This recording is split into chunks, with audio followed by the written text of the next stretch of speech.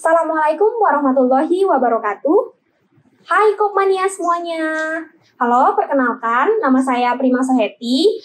Saya dulu alumni UIN Jakarta tentunya, jurusan kimia, masuk tahun 2016, lulus di tahun 2020. Dulu saya di Kopma sebagai saya dari staf PSDA, kemudian menjadi divisi diklat, kemudian menjadi kabid PSDA, dan terakhir menjadi pengawas PSDA. Untuk aktivitas saya sekarang lagi langsung melanjutkan studi di kimia di Institut Pertanian Bogor gitu. Oke, salam kenal ya semuanya. Hari ini saya akan sharing mengenai materi manajemen pendidikan dan pengembangan anggota.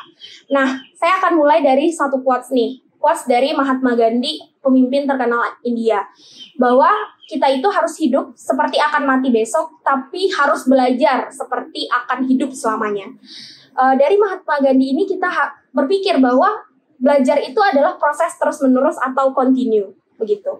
Dan kita juga tahu kan, sebagai insan koperasi, kalian pasti udah belajar dari Diksar bahwa Muhammad Hatta mengatakan bahwa bukan koperasi namanya kalau tidak ada pendidikan di dalamnya.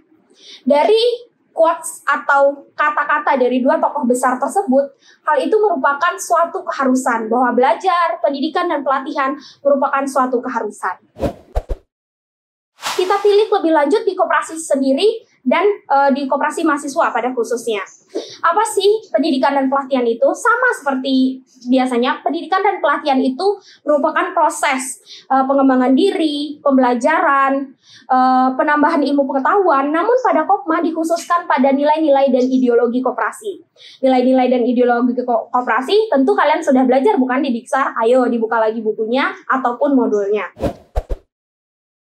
Pendidikan dan pengajaran ini apa sih pentingnya untuk koperasi mahasiswa? Koperasi mahasiswa penting bukan hanya untuk pengajaran ya, pendidikan dan pengembangan ini, tetapi juga penting untuk kita masuk koperasi yang mau belajar sendi-sendi wirausaha, dari mulai laporan keuangan hingga pada akhirnya manajemen dari anggota. Nah, pendidikan dan pelatihan di koperasi itu akan mencakup semuanya, dari mulai cara-cara kita untuk berbisnis atau wirausaha sampai ke pengelolaan dan pengelolaan keuangannya untuk berbisnis. Untuk pendidikan dan pengembangan koperasi sendiri, di Kopma UIN Jakarta khususnya, pendidikan pelatihan itu terbagi menjadi 4. Yang pertama ada pendidikan pengantar, yang kedua ada pendidikan dasar, yang ketiga ada pendidikan menengah, dan yang keempat adalah pendidikan lanjutan. Yang sedang kalian masuki saat ini adalah pendidikan menengah atau akan menjadi kader madya.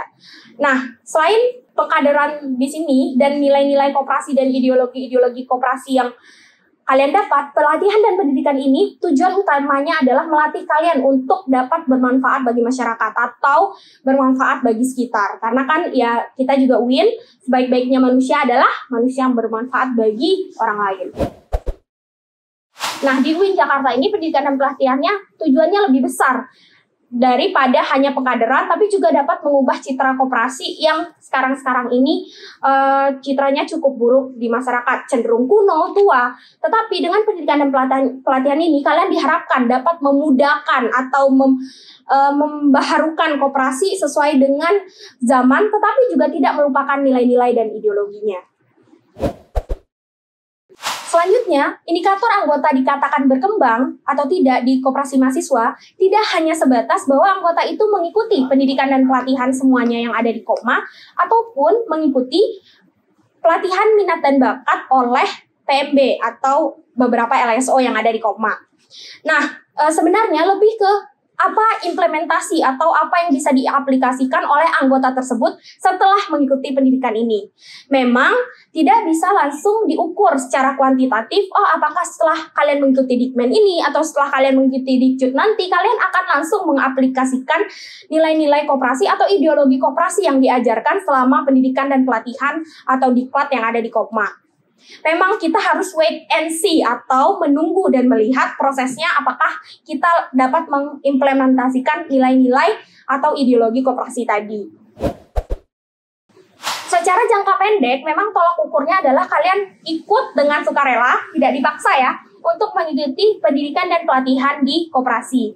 Nah, pendidikan dan pelatihan di koperasi ini memang kalau secara packaging atau secara kemasan memang agak menjemukan dan membosankan. Karena memang kita belajar materi ya, dan materi tersebut juga cenderung kita belajarnya sejarah, juga cenderung belajar yang teori, terlalu teoritis kadang, yang bahkan prakteknya tidak kita jumpai atau tidak langsung kita jumpai di kehidupan sehari-hari, apalagi kita yang tidak bersentuhan dengan koperasi. Misalnya pada saat itu saya merupakan jurusan kimia, tentu sangat tidak bersentuhan dengan apa yang namanya koperasi, apa yang namanya wirausaha. Saya kan di laboratorium, nge-lab, atau sangat saintis lah, bertentangan dengan entrepreneur begitu.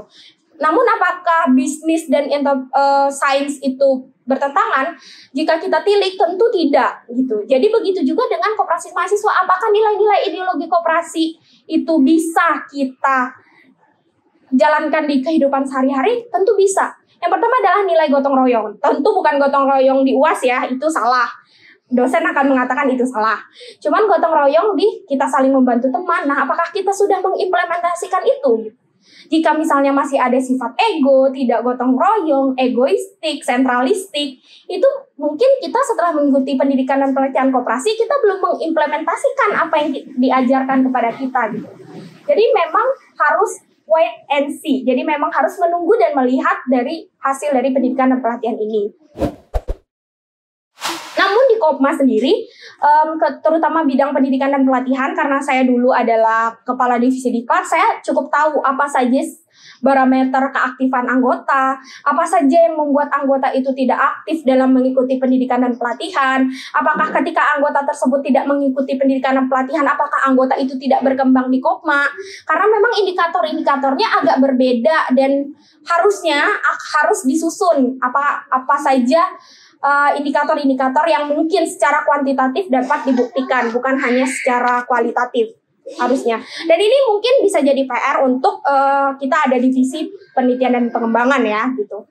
Cuman untuk sejauh ini di Kopma UIN Jakarta, indikator penilaian anggota itu berkembang dan tidak itu memang hanya tertumpu secara kuantitatif ya kepada pendidikan dan pelatihan, kehadirannya atau kelulusannya, kemudian kehadiran dan keikutsertaannya dalam mengikuti lembaga semi otonom LSO atau pelatihan-pelatihan yang diadakan oleh PMB.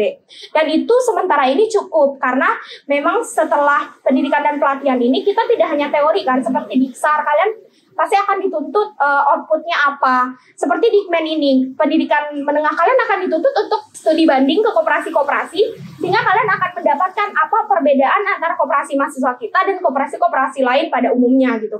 Diharapkan dengan praktek ini kalian dapat mengimplementasikan apa yang sedang diajarkan di pendidikan dan pelatihan gitu. Atau nanti di Dikjud kalian akan belajar lebih mendalam apa itu manajemen di Kopma gitu. Jadi khususnya Kopma. Kalau di Dikmen kan lebih umum gitu. Jadi kalian dapat langsung mengimplementasikannya pendidikan dan pengembangan anggota ini.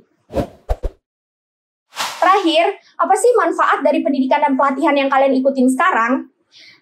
Tadi saya sudah bilang bahwa manfaatnya adalah kalian akan mengetahui ideologi dan nilai-nilai koperasi yang diharapkan dapat diimplementasikan di kehidupan. Tentu di Kopma UIN Jakarta kalian akan mengetahui pengetahuan tentang koperasi, nilai-nilai koperasi, laporan keuangan mungkin nanti, atau pengaturan administrasi usaha dan lain-lain. Karena kan di koperasi kita tidak hanya membahas tentang pengetahuan koperasi ya, tapi juga tentang manajemen usaha, keuangannya maupun administrasinya. Jadi kalian akan mendapatkan pengetahuan itu semua. Secara teoritis maupun secara praktek, walaupun tidak sebanyak teoritis, kalian akan mendapatkan itu semua.